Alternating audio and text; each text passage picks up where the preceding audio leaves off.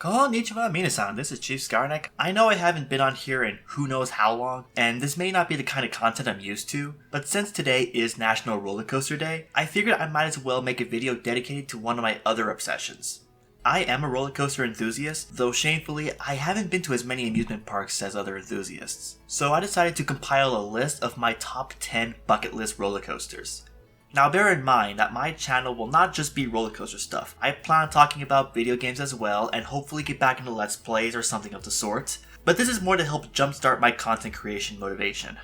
Before we get into it, there are some rules I want to go over. Only one roller coaster per park will be allowed on this list. This is to give it variety, and if this wasn't in place, like half of the coasters on here would be at Cedar Point. And secondly, the ride can only be as new as 2019. So no new for 2020 editions like Iron Gwazi, Pantheon, or Orion. But with those in place, let's get started. These are my top 10 bucket list roller coasters.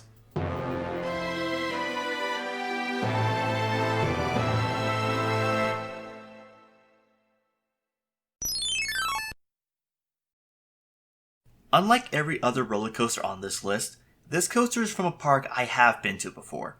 In 2006, my family went on vacation to Southern California, and in order to compromise for me wanting to go to big thrill destinations, my family agreed to visit Six Flags Magic Mountain. Unfortunately, this trip would turn out to be one of the biggest disappointments of my childhood. Most of the rides were closed, and several that were open intimidated 13-year-old me. One of these was Superman the Escape, now known as Escape from KRYPTON, an intimate reverse freefall coaster. Now, I am fully aware that Magic Mountain has far superior roller coasters like Twisted Colossus and X2, but the reason why I'm putting Superman on here is to get closure for that 2006 trip. I chickened out, and I have been ashamed of it to this very day. But I've grown since then, and no longer have a fear of roller coasters, so hopefully sometime next year, I'll find the time to revisit Magic Mountain and conquer one of my childhood demons. Just a heads up, the next 5 entries are international coasters. Around the turn of the millennium, amusement parks were at war with each other to see which park can make the tallest, fastest, and longest roller coasters. It started with Magic Mountain when they opened Goliath, which at the time was the world's fastest roller coaster. 3 months later, Cedar Point opened Millennium Force, which took Goliath's title as the fastest as well as the title of the world's tallest roller coaster, although this title would be short-lived. Another 3 months later, a park in Japan called Nagashima Spa Land opened my number 9 bucket list coaster, Steel Dragon 2000. Upon opening, this Morgan Giga Coaster became the tallest, fastest, and longest roller coaster on Earth.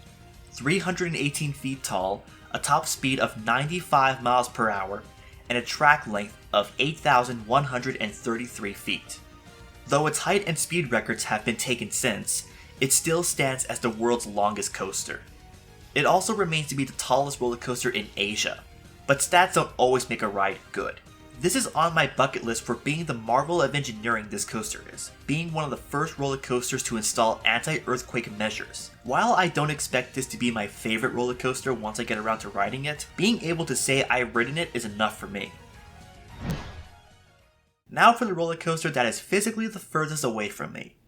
The Middle East isn't necessarily a place you'd think of when it comes to roller coasters, yet it's home to Ferrari World in Abu Dhabi in the UAE, which houses the world's fastest roller coaster in Formula ROSSA. This intimate accelerator reaches a top speed of 149 miles per hour in less than 5 seconds, and traverses a course of overbanks and airtime hills. Like Steel Dragon, the stats are nice and may not be among my favorite roller coasters if I ever get the chance to ride it. What gives it a spot on this list is the want of feeling that acceleration and seeing what it's really like to travel nearly 150 miles per hour on a roller coaster. Briefly going back to talking about my trip to Magic Mountain, there was one roller coaster there that exceeded my expectations and is currently among my favorite roller coasters. That was Tatsu, a flying coaster manufactured by Bolliger and Mabillard. I love flying coasters and the rush you get when you feel like you're flying over the park, so it's natural that a B&M flyer is going to make it on this list. But which one? While other flyers like Manta and Superman Ultimate Flight look great in their own right, how about the one that's currently viewed as the best flying coaster on Earth? And that is Flying Dinosaur at Universal Studios Japan. Themed to a pteranodon, this thing soars over the midway in the Jurassic Park section of the park and includes elements like the iconic B&M Flyer pretzel loop that partially passes through a tunnel and features a fly-to-lie element that briefly turns you over on your back as you traverse the course, similar to a Vekoma Flying Dutchman. I plan on visiting this park next year to experience its Super Nintendo World section, and definitely going to snag a ride on this while I'm there. For this next coaster, we're going to stay in Japan and head up near Mount Fuji to one of my biggest bucket list parks, Fuji-Q Highland, an amusement park at the foot of Japan's most iconic mountain. There's 3 coasters here that stick out in my mind: Takabisha, Dododonpa, and Eijanaika. Takabisha used to be the world's steepest roller coaster before being dethroned by TMNT's Shellraiser. Dododonpa has the fastest acceleration of any launch coaster on Earth, 0 to 112 in 1.6 seconds, but it's definitely a one-trick pony. What isn't a one-trick pony, however, is my number 6 bucket list coaster, Eijanaika. Literally translating to, why not? This beast is a 4th dimension coaster made by SNS Sansei, which means the seats rotate on a controlled spinning cycle as the coaster traverses through the track. Which means sometimes you may be taking on these elements face first or upside down. There's a similar coaster at Magic Mountain I briefly mentioned earlier called X2. That was the first 4D coaster. However, Eijanaika has the edge for being the tallest 4D coaster, standing at nearly 250 feet tall, which is 75 feet taller than X2. Several enthusiasts claim it's the best roller coaster in Japan, and I can clearly see why. Japan has an amazing selection of roller coasters, but Eijanaika is not an experience you can just find anywhere, and that's why it's here on this list. One thing that can make or break a roller coaster is how it's themed and presented. Theming can go a long way and adds a lot to the experience. Anyone who's been to a Disney or Universal park can attest to this.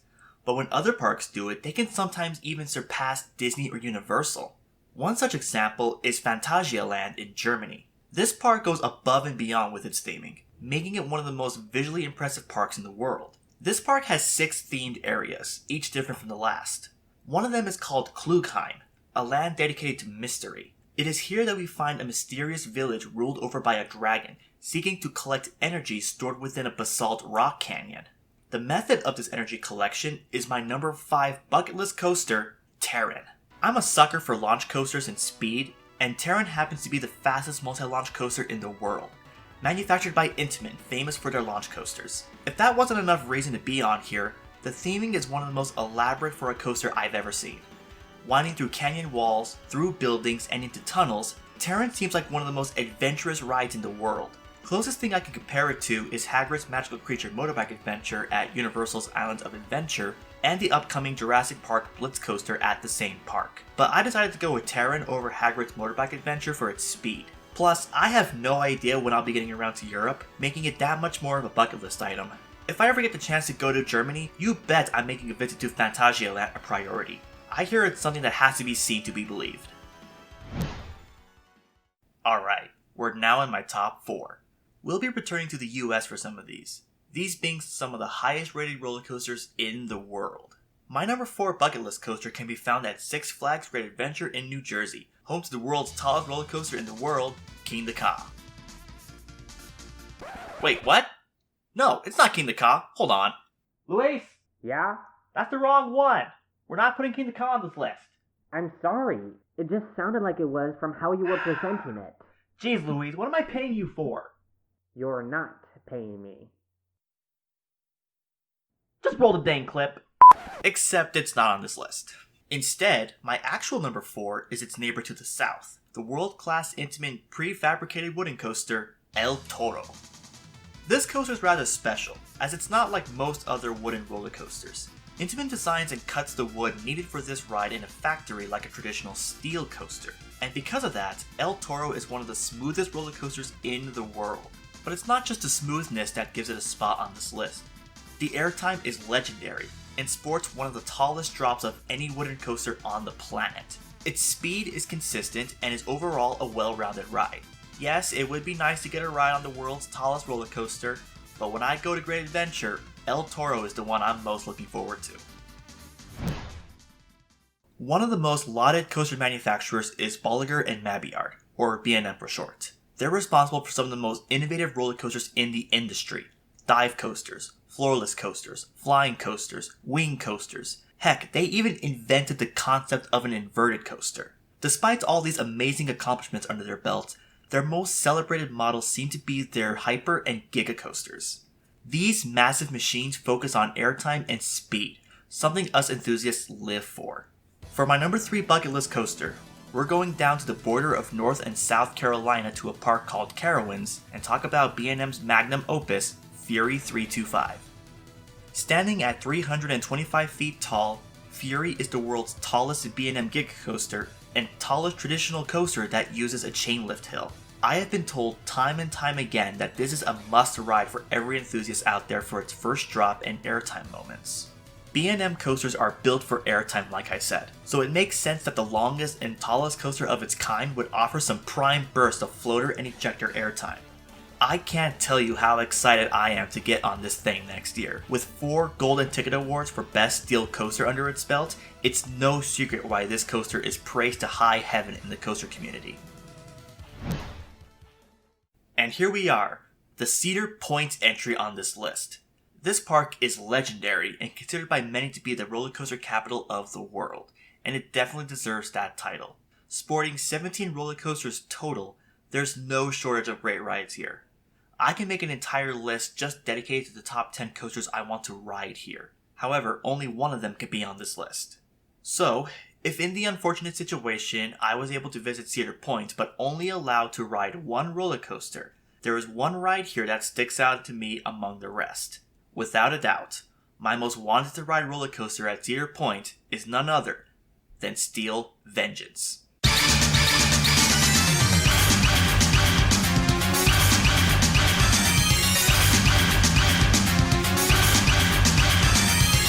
In 2018, Cedar Point's old wooden coaster Mean Streak was given an Iron Horse treatment, meaning it was converted into a hybrid coaster by Rocky Mountain Construction.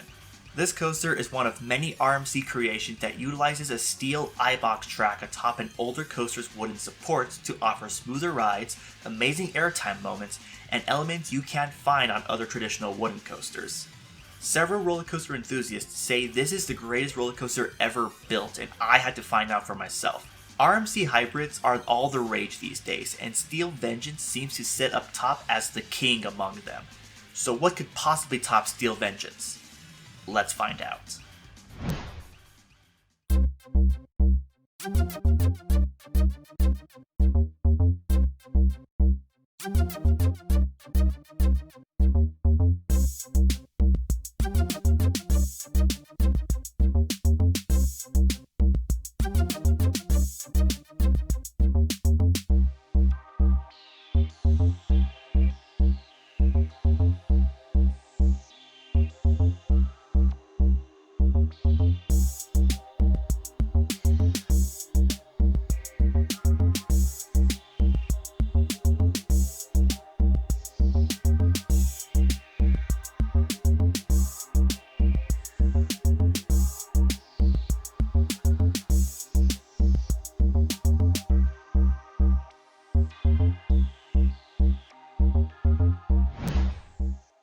Cedar Point may be my number 1 bucket list park, but I have plans set to visit next year to mark it off. There is, however, one more park that's very high on my bucket list, and unlike Cedar Point, I have no idea when I'll get the chance to go. I'm referring to Energylandia, a fairly new amusement park situated in southern Poland. It opened in 2014, so this park is only 6 years old, but in that time, it's built 15 total roller coasters with another 3 to open next year. Meaning after 2021, Energylandia will surpass Cedar Point in coaster count, making it one of the fastest growing amusement parks of all time. Now some enthusiasts may say quality over quantity, as many of the coasters are kiddie and family rides, and heck, one of them is a Vekoma SLC. But some notable thrill coasters are Hyperion, Formula, and a hybrid coaster that stands even taller than Steel Vengeance. Ladies and gentlemen, my number 1 bucket list coaster is ZADRA. Currently the tallest and fastest of RMC's creations for now, ZADRA has been described as a coaster that may even be better than Steel Vengeance, and I sure want to find out if that's true. Despite Steel Vengeance being longer and not much shorter and slower than ZADRA, ZADRA seems to offer a different experience in addition to being way out there in the middle of Europe. I would be remiss not to mention that there's a similar coaster like this opening at Busch Gardens Tampa called Iron Gwazi, which also looks amazing. However, due to the COVID pandemic, it looks like Iron Gwazi won't be opening until next year to the public. Though the fact ZADRA is in Poland, within one of the fastest growing amusement parks in the world, puts this coaster at the top of my bucket list. It has everything: a superb drop, massive amounts of airtime, and unique elements to RMCs. How could I not put this at top? And there you have it, my current top 10 bucket list roller coasters. My hope is that next year I'll be able to knock out some of these coasters off my list. If that happens to be the case, I'll make an updated version of this list next year. I want to give a big thanks to my editor Luis Howles for doing an amazing job in editing this. Go check out his voice acting and music content over on his channel.